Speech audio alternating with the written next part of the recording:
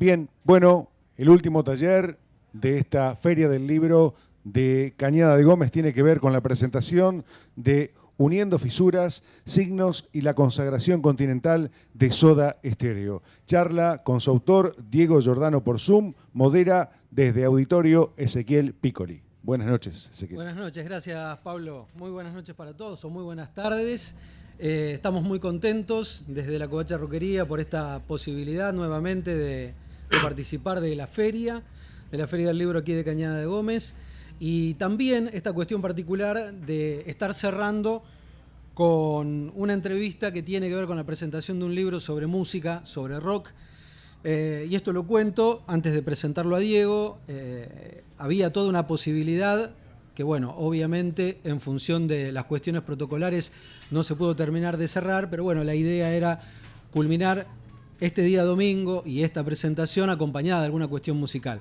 Ojalá, y creo que debe estar dentro de lo que viene pensando y trabajando la gente de Cultura para la próxima, y esto siempre y cuando la cuestión de la pandemia afloje y podamos volver un poco más a la normalidad, no solo esta cuestión de poder tener una participación y una feria como la que tuvimos en estos 4 días, con gente que estuvo aquí en el auditorio, con gente que estuvo compartiendo en el espacio al aire libre también, sino que ojalá que también lo podamos hacer con música como ha sido en otras oportunidades.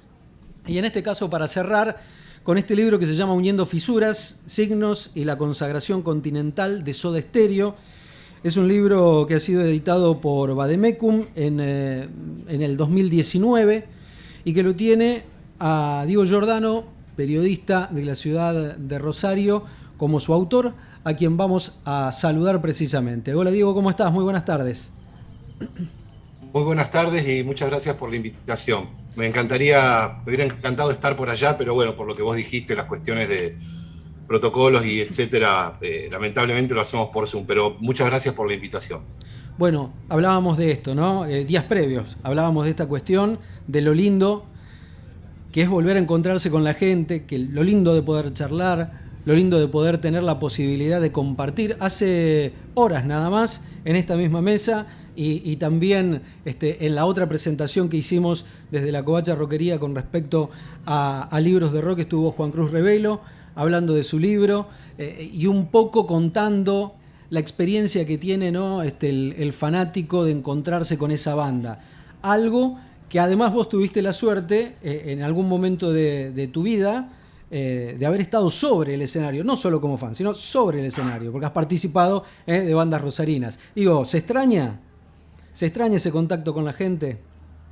El contacto con la gente en esta clase de encuentros y de eventos, sí, pero yo no extraño el escenario, particularmente en el rol de músico, digamos, no. Estoy más cómodo en mi casa trabajando. Después tu carrera te llevó por otro lado, te llevó por la cuestión del periodismo, te llevó por el laburo en diferentes medios a nivel Rosario, la presentación de otros libros. En este caso, decime cuándo fue que salió el libro en el cual vos hiciste una investigación sobre la música suburbana, obviamente de la ciudad de Rosario. No recuerdo la fecha. Inédito se llamó, Inédito. Es mi primer libro, es del año 2013. 2013. Y de ahí, es del año 2013. Y de ahí saltamos directamente a Uniendo Fisuras, en lo que a esto respecta, ¿no? Sí, Uniendo Fisuras es mi segundo libro. Sí. Yo tenía otro libro pensado, pero eran una serie de crónicas sobre el rock de Rosario de los últimos 5 o 6 años, pero bueno, no encontré editor ni editorial que se interesara, así que quedó en un cajón. Antes de hablar del libro, entonces, ¿es complicado eso? Tener un material, hacer una investigación, tener casi cerrado una idea y después lograr esto, que les muestro acá a la gente que está en el auditorio y a las que nos está viendo, porque te cuento que además del auditorio, quienes están recorriendo los están en la feria, nos están viendo y escuchando a través de una pantalla. Digo, ¿se torna difícil la edición? Sí, es difícil, es bastante difícil. Sobre todo porque el mercado editorial en la Argentina, viste, está muy reducido, es muy chico. Los insumos, como el papel, etcétera, son caros. Y por eso yo valoro muchísimo, vos hablabas del libro de Juan Cruz Revelo, que salió por Gourmet Musical. Yo valoro muchísimo y agradezco como lector y también como escritor o periodista la oportunidad que, viste, o los proyectos que están llevando adelante la gente de Gourmet Musical, la gente de Vademecum, es decir, porque son editoriales independientes, hacen todo a pulmón, están visibilizando un mapa de la cultura argentina que no tiene lugar en las grandes editoriales. Es difícil editar. ¿Y te da ese placer, una vez que el libro está terminado, de decir, esto es casi como un hijo? ¿Se puede comparar con eso? Te lo pregunto desde el lugar de no, sí de ser padre, pero no de haber editado un libro. Entonces no sé cuál es la sensación. Entonces yo te lo tendría que preguntar a vos, porque yo no tengo hijos, entonces la verdad es que no, no lo sé. No ¿Sacar lo sé. un disco? A ver, ¿sacar un disco lo podemos comparar con sacar un disco? Y son procesos relativamente parecidos. Lo que pasa es que cuando sacás un disco, si tocas en un grupo ya es distinto porque las decisiones se toman de manera consensuada y un libro es una cosa absolutamente tuya, ¿viste? Y de nadie más. Entonces es un proyecto más personal, digamos. Pero volviendo a lo que me preguntabas, para mí, digamos, todo lo que venga después, una vez que el libro se edita, para mí es un regalo. El libro para mí se termina cuando yo lo mando a la editorial y va a imprenta. A partir de ahí lo que pase con el libro escapa a mi capacidad no de entenderlo, pero sí de manejarlo, digamos. Me ha pasado de tener devoluciones rarísimas, otras muy buenas, otras no tanto, pero todo me sirve como profesional, digamos, como periodista, ¿viste? En cada lector hay una versión del libro, entonces claro, está buenísimo, ¿viste? Soda Stereo tiene la particularidad de haber sido, yo voy a decir, la banda más importante en toda Latinoamérica. Son feas las comparaciones, pero podríamos decir que a nivel latinoamericano podría haber sido la Beatlemanía llevada a lo hispano, ¿no? Me parece que un poco se ve reflejado en toda Latinoamérica. Vos decís Soda Stereo y saben de qué se trata y seguramente te pueden tararear un pedacito de una canción, más allá de si les gusta o no les gusta el género del rock. ¿Por qué decidiste trabajar sobre Soda? Mira, yo había decidido, en realidad, el libro que yo le propuse a Rocky Di Pietro era sobre Ciudad de Pobres Corazones, el disco de Fito. Pero en Gourmet Musical ya había un libro sobre Ciudad de Pobres Corazones en proceso. Entonces, tratándose de dos editoriales muy similares, era un despropósito. Entonces Roque me dijo que le interesaba de cualquier manera que sigamos pensando, que trabajemos juntos. Y Signos fue, te digo, la primera opción que tuve después de lo de Ciudad de Pobres Corazones, porque me parecía que era un disco que no estaba del todo analizado y del todo valorado en la discografía de Soda. Casi siempre cuando se habla de la discografía de Soda, obviamente se habla de Canción Animal, de Dínamo, ¿viste? Porque son dos discos extraordinarios, son los mejores quizá. Pero me parecía a mí que en Signos había una historia muy interesante para contar y que tenía que ver que es el disco con el cual Soda Stereo se convierte en un fenómeno continental, cosa que nunca había ocurrido, no solamente en Argentina, en Latinoamérica. Nunca había un grupo latinoamericano conquistado, casi colonizado, diríamos, otros países. Eso por un lado. Por otro lado, me parecía muy interesante trabajarlo, digamos, investigar esta situación, que es el primer disco en el que Cerati trabaja solo las canciones, ¿viste? Hasta Nada Personal, que es el antecesor, Cerati llevaba sus composiciones a la sala de ensayo en formatos esquemáticos y lo trabajaban entre los tres. Pero en Signos, cuando llega el momento de ensayar el disco, las canciones Cerati las presenta terminadas. Y eso abrió una brecha dentro del grupo, porque generó también una profundización de una pelea, que era la pelea por los derechos autorales, que ya había empezado con el primer disco. Y es el disco finalmente, para mí, en el que Cerati madura como compositor de canciones, ¿no? Se convierte en el compositor de canciones que va a ser, digamos, en los discos siguientes, pero todo eso ya aparece en Signos. Y me parecía por todo eso que bien ameritaba un estudio. No un estudio, digo, una investigación. Vos decís, ¿no? Esta maduración de Cerati y el título, ¿no? Signos. Signo precisamente de cambio, signo de un cambio interno, y de cambios externos también, porque termina siendo el que abre las puertas a Latinoamérica. Recomiendo porque hay un documental muy interesante donde muestra la sodamanía de una manera increíble, y aquellos que alguna vez vieron a los Beatles, ¿no? Y uno ve en blanco y negro imágenes de Estados Unidos y las chicas que se agarran los pelos y gritan. Bueno, pasa lo mismo. Pasa lo mismo. Bajan en Colombia y pasa lo mismo. Lo hacen en Perú y pasa lo mismo. Y uno dice, ¿cómo puede ser? Porque además también somos un poquito los argentinos de menospreciar lo nuestro. ¿Cómo puede ser que una banda argentina sea tan famosa en otra parte del mundo? Bueno, esto fue. Soda fue. Existió. Y preguntale a cualquier periodista latinoamericano sobre Soda Stereo y te va a hablar de la mejor manera. Por lo menos en lo musical, ¿no? No solamente a los periodistas. Yo trabajé 10 años acá en el diario El Ciudadano de Rosario y tuve oportunidad de entrevistar a muchos artistas latinoamericanos.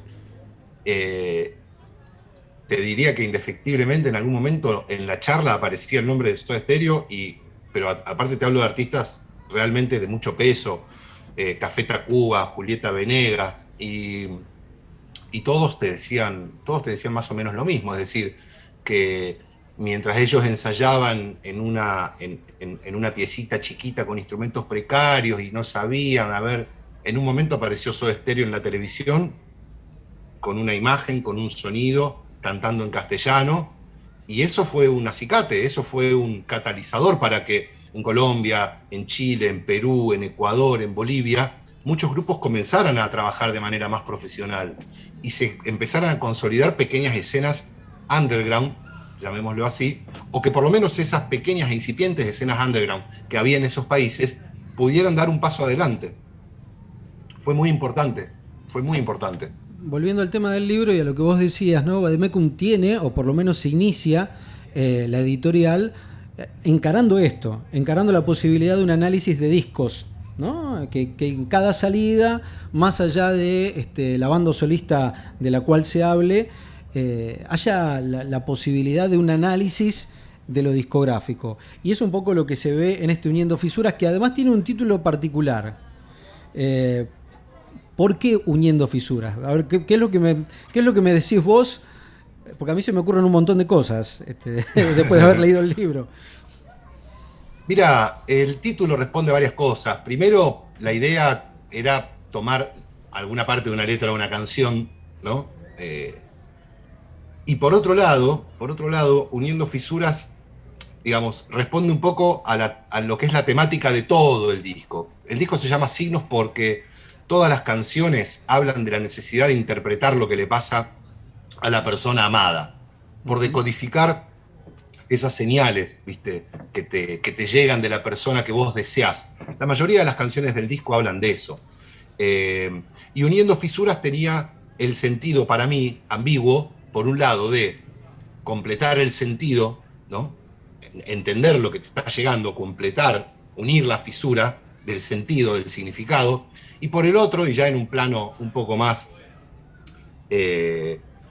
prosaico, fisura era el término que se usaba en los 80 para hablar de cómo se había dado uno la noche anterior, de cómo te la habías dado la noche anterior. Y Uniendo Fisuras también tenía un poco también ese sentido dentro del lunfardo de los años 80. Era una época muy acelerada, la época en la que se grabó el disco, en la que estaba Soda Stereo, en la que estaba, bueno, Charly García, Virus. Era una época muy, muy acelerada, era una época de mucho consumo de sustancias, de mucha noche, de muchas madrugadas en vela. Entonces me parecía que era una frase que de alguna manera agrupaba esos dos sentidos, ¿no? Los 80 ha sido una década de mucho consumo de cocaína en determinados ambientes, entre ellos el del rock, ¿no?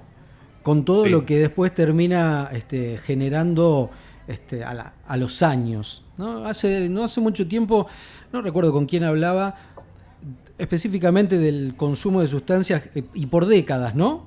Ujú. Y hablábamos del tema del ácido y de la psicodelia y de de toda esa experimentación que termina creando en determinadas bandas material musical increíble, pero que bueno, las consecuencias se empezaron a ver después sobre los Sí, físicos sí. de cada uno, ¿no?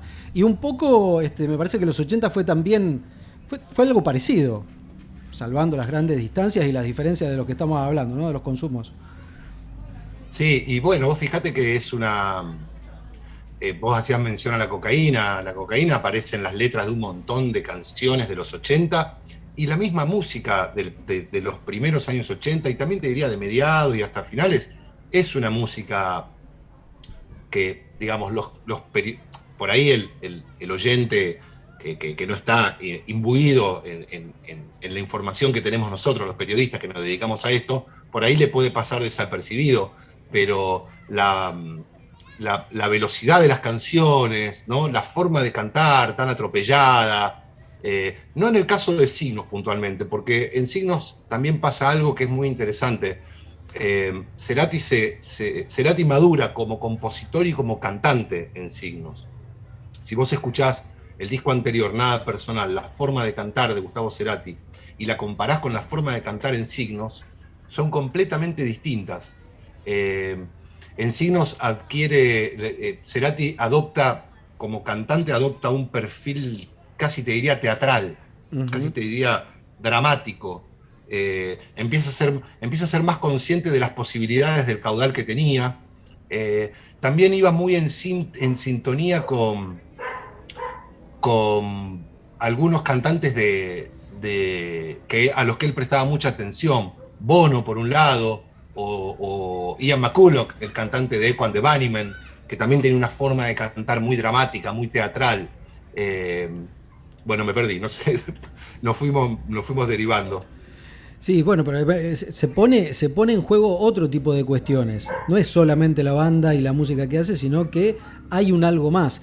Un algo más que además venían de alguna manera amasando desde la cuestión estética, que me parece que la banda la ha tomado como una parte más del espectáculo. Es decir, Uh-huh. nosotros en este disco nos vestimos de esta manera, nos pintamos la cara si es necesario o nos Sí. maquillamos de tal manera y tenemos una postura de tal manera porque tiene que ver con un concepto. Algo que en los 80 hubo bandas que lo entendieron y que le sumaron, y me parece que Soda ha tenido ese plus. Ha tenido ese plus que cuando uno iba a ver un show no era solamente quedarse con la música, era quedarse con eso. Y que en este último tiempo, del 2000 a esta parte, en la música argentina, ha habido gente que siguió ese camino y que creo que les va bien por ese camino, ¿no? Esta Uh-huh. cuestión de encontrar y darle a ese espectador que te pagó la entrada, no solo tu música, porque si no la escucha en su casa y se terminó, sino un plus. Y ese plus tiene que ver en el espectáculo. Y para que eso se dé, es necesario comprender y entender que uno no hace música porque es adolescente, porque esto le va a dar la posibilidad de pegar mimitas, como se dice habitualmente, sino que es un trabajo. Es un trabajo y es algo que vos le estás dando a quien está ahí abajo esperando, no solo lo musical, reitero, sino un concepto que muchas veces está cerrado. Y está cerrado cuando vos le ponés ese extra que tiene que ver con una idea de imagen, ¿no? Eso es algo que Cerati tuvo claro desde el comienzo, porque ya en la época del primer disco, Soda Stereo tenía una imagen muy definida, muy trabajada. Vos pensás que Cerati, Zeta, que era el bajista, y Alfredo Lois, que era el encargado de imagen, se habían conocido los tres en la Facultad de Publicidad y de Comunicación. Estaban muy al tanto de todo eso, no era azaroso que el primer disco tuviera una imagen, que esa imagen se correspondiera con la ropa que usaban en vivo, que el segundo disco tuviera otra imagen, otra gráfica, otra estética. Eso lo entendieron desde el primer minuto, desde que se formó el grupo. Y a lo largo de la carrera del grupo podés ir viendo las diferentes modificaciones en sus preferencias estéticas. Uh-huh. Sí, sí, totalmente. En el libro, hay en el capítulo 4, dice las canciones. Y entonces vos empezás a mirar, dice lado A, me encanta esta cuestión, lado A y lado B, que se extraña. Para aquellos que, acá los que están, es toda gente grande que seguramente alguna vez tuvo un cassette o un disco, con lo cual había que dar vuelta el disco o el cassette. Para aquellos que empezaron a escuchar música con el CD, estaba todo casi en un solo track y uno podía elegir. Claro, todo junto, todo junto. Y me gusta mucho porque, bueno, obviamente, el lado A vas nombrando canción por canción, y hay un desarrollo. En el momento que vos le presentaste el libro al editor, ¿había alguna cuestión que determinara el editor en función de cómo estructurarlo al libro? ¿O no? No. Y te digo por qué. Yo en el momento que le propuse signos a Roque, y Roque me dijo, armá un proyecto de libro, mandámelo y lo empezamos a charlar. Yo te digo que prácticamente ese mismo día yo me senté, lo armé y creo que con lo que terminó siendo el libro casi no hubo diferencia, no hay diferencia. Yo lo tuve muy claro desde el principio, lo que yo quería contar con respecto a la historia de signos. Como te digo, lo tenía muy presente y muy claro porque es un disco que me acompañó toda la vida, digamos. Lo mismo que Ciudad de Pobres Corazones, lo mismo que Piano Bar de Charly García.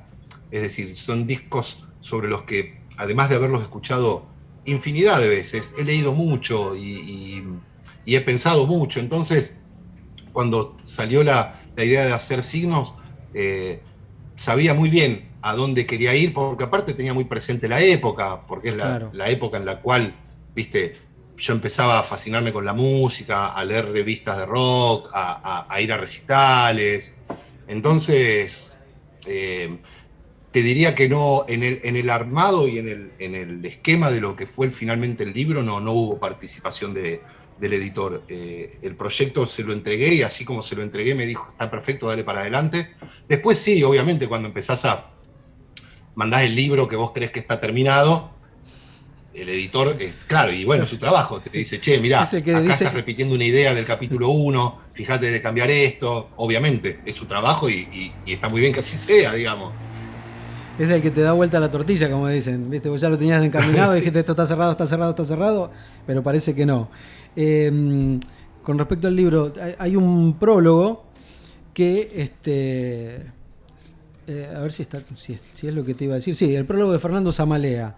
Fernando ha estado aquí en Cañada de Gómez varias veces, tiene 3 libros hermosos donde cuenta en primerísima persona su paso por todo el rock nacional. Yo se los recomiendo, busquen Fernando Zamalea, baterista, percusionista, toca el bandoneón, vino aquí a Cañada de Gómez, estuvo en la Casa del Bicentenario.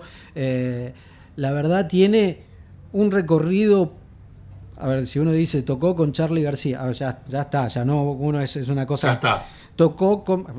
Cambiemos, tocó con los Ilia Kuriaki, tocó la parte final con Gustavo Cerati, te nombré 3 momentos de la historia, y cada cosa que cuenta, te das cuenta de que nos queda, aquellos que tenemos la posibilidad de difundir cosas, nos queda mucha gente en el medio que no fue visibilizada en el momento justo, porque fueron parte de la banda D, ¿no? Y me parece que Fernando Zamalea es uno de ellos, que tuvo la suerte de poder editar 3 libros con sus memorias, ¿no? Sí. ¿Cómo fue lo del prólogo? Mirá, fue una idea de Roque Di Pietro, el editor, el director del editorial. Me dijo, che, ¿te parece que hay lugar para un prólogo? Sí, le digo, obvio. Digo, ¿se te ocurre alguien? Se le había ocurrido a un par de periodistas y me dijo, ¿y está la onda para hacerlo con Zamalea? Y digo, yo, si vos me preguntás a mí, prefiero Zamalea, digamos. Pero más que nada porque el libro ya es un análisis y una historia de signos, ¿no? Un análisis y una biografía del disco. Entonces, un periodista iba a aportar algo más en el mismo sentido. Claro. Me parecía mucho más interesante que lo escribiera un músico, ¿no? Y un músico que había participado, no del disco, pero sí de toda esa escena de la que el disco sale. Así que sí, a mí me parecía que Zamalea iba a estar bueno si lo escribía él. Diego, ¿hay algún capítulo con el cual vos te sientas que es el que cierra mejor el concepto del libro? No, no, la verdad O que es a que vos te no, la verdad guste, que no. de todo lo que escribiste, que a vos te guste más, que digas, no sé, si yo tendría que sacar así, ¿no? No te- Tendría que arrancar un capítulo que es el que siento que representa el libro, sería. No, No. es que no te lo puedo decir porque, viste, es una relación muy rara la que yo tengo y que calculo que la mayoría de las personas que escriben tienen con eso que escriben. Yo si agarro el libro hoy y me lo pongo a leer, lo detesto, me parece que está mal, que lo tendría que hacer de nuevo, viste, entonces, no tengo así un capítulo ni nada de eso. Bueno, algunas cuestiones que hayan quedado con respecto al libro. Eh, También Soda Stereo siempre da la posibilidad de charlar con gente y plantear lo importante que es que un artista o que un grupo entienda el concepto de no quedarse en los laureles. ¿Sí? Ujú. Tenés gente muy conocida que vos escuchás el último disco y te rememora a los 30 años que tiene de carrera. Y cada tema lo podés ubicar directamente en cada uno de esos discos.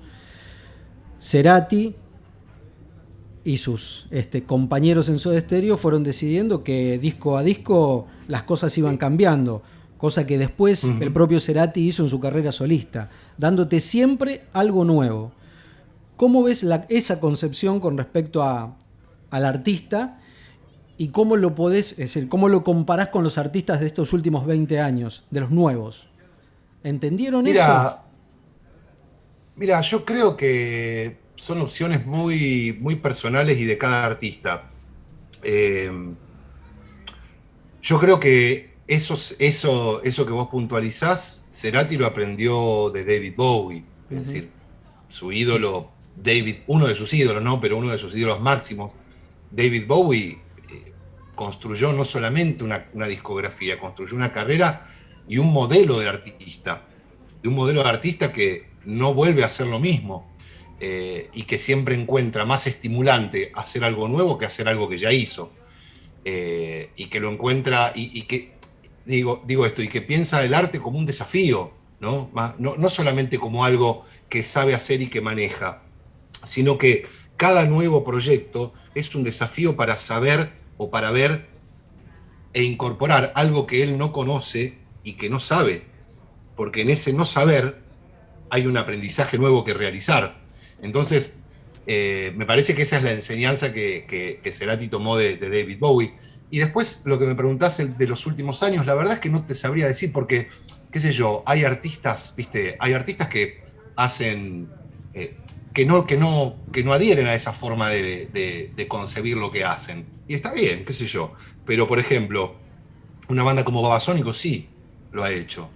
Te puede gustar o no el grupo, pero no hay un solo disco de Babasónicos que se parezca al anterior o al posterior. Claro. Eh, ¿Viste? Y En ahí ese también caso, en ese tenemos, sentido, y ahí también tenemos el ¿cómo? caso, ahí también tenemos el caso de quienes entendieron que la cuestión visual, la estética, También, tiene que estar para cerrar el concepto. también, también. ¿Qué sé yo? Daniel Melero, otro cuyos discos son todos distintos, ¿viste? Y que también ven en el cambio eh, un estímulo. Se nos está terminando el tiempo porque se termina la feria. Eh, yo te quiero agradecer por la No, predisposición y estoy seguro, porque ahora antes de cerrar, yo voy a tirar una primicia. Después no sé si vos me la vas a confirmar, me vas a apoyar en lo sí, que voy sí, a sí. decir. Pero espero que la próxima te podamos tener aquí en Cañada de Gómez, ya sea en una próxima feria del libro o en la presentación de algún nuevo libro de Vademecum. Tengo una remerita puesta que dice punto G 30 años. Apa, ¿Sí? apa, Bien. apa. La pregunta, a ver si vos me confirmás la información que tengo. ¿Se viene el libro de punto G? Sí, ya está terminado. Es una Ya está alegría. Yo te digo que terminado. para mí es una alegría y me imagino que para los que están aquí también, los que están viendo, porque bueno, tiene que ver con una banda de la ciudad, tiene que ver con gente que conocemos. Hoy estuvo Rubén Carreras acompañando Sí. a Sergio Fuster en la presentación del libro Charly García y el cine. Y además es una banda que cuando se puede... Es más, la feria del libro anterior estuvieron tocando sí, estuvieron tocando en la Feria del Libro anterior. Y bueno, nada, es gente que nosotros conocemos, que vemos a diario. Y que bueno, me parece que también hay una reivindicación de aquellos jóvenes de la década del 80 que hoy son gente mayor, pero que sigue tocando, y que bueno, ojalá que... ¿Tiene fecha de salida? Mirá, me dijo Roque Di Pietro que salía en marzo. Yo el libro ya se lo entregué. Él estaba atrasado, creo que con un libro previo, así que va a salir en marzo. Pero digo, más allá de lo que vos puntualizabas, obviamente al ser una banda de Cañada de Gómez, el interés en Cañada de Gómez es mayor, pero digo, dejando de lado eso, pues Punto G fue muy importante. En el rock de Rosario, Punto G fue muy importante. Yo era chico, yo cuando Punto G salió acá a tocar en Rosario, o cuando llegó a su primer disco, mejor dicho, yo estaba en segundo año de la secundaria. Y para mí, cuando empecé, yo no tenía el disco, pero escuchaba la radio. Y en la radio, viste, sonaban Graffiti, sonaba Identikit, que eran de acá de Rosario, pero la verdad a mí mucho no me gustaban, porque eran muy pop. Y cuando apareció Cae Lenta, yo me volví loco, viste. Y me acuerdo que tocaron una vez que yo los fui a ver en el Parque Urquiza, acá en Rosario, en un día de la primavera, que tocaron Graffiti, Identikit y Punto G. Pero por eso digo, más allá de ese recuerdo que es personal, Punto G fue muy importante acá en la escena de Rosario, porque trajo una renovación de un rock más salvaje, más primitivo, ¿viste? Que había estado se había dejado de lado durante mucho tiempo, porque en los 80, en los primeros años 80, hasta el 88, te diría, el rock de Rosario era todo pop, bailable y batería electrónica y sintetizadores. Y Punto G trajo algo muy importante. De hecho, te hablo del año 89, yo en el 91, 92 ya empecé a tocar en grupos, y la única banda que a nosotros, a mi grupo de amigos y todo nos gustaba, era Punto G. O sea que también tuvo, no solamente tuvo mucha influencia en las bandas de acá de Rosario, Punto G. Bueno, pero bueno, en marzo nos vemos ahí. Me pone muy contento, así que bueno, está hecha el compromiso, vamos a estar trabajando en lo que se pueda para producir la llegada de la presentación del libro aquí a nuestra ciudad. Seguramente dale. Lo haremos en la Casa del Bicentenario, ya habrá que hacer las gestiones que corresponden, pero estamos haciendo al aire, estamos haciendo la gestión al aire. Diego, muchísimas gracias de nuevo, te digo, muchas gracias por tu tiempo. Ojalá la próxima sea aquí en vivo y en directo, podamos charlar un poco más. Y por supuesto a la gente decirle, Uniendo Fisuras, Signos y la consagración continental de Soda Stereo, de Editorial Vademecum. Abrazo gigante. Muchas gracias, un abrazo grande. Nos vemos. Muchísimas gracias a todos. Pablo. Bien, amigos, con Diego Centurión y Ezequiel Piccoli cerramos el auditorio de esta Feria del Libro de la ciudad de Cañada de Gómez. Dios quiera, nos encontremos pronto.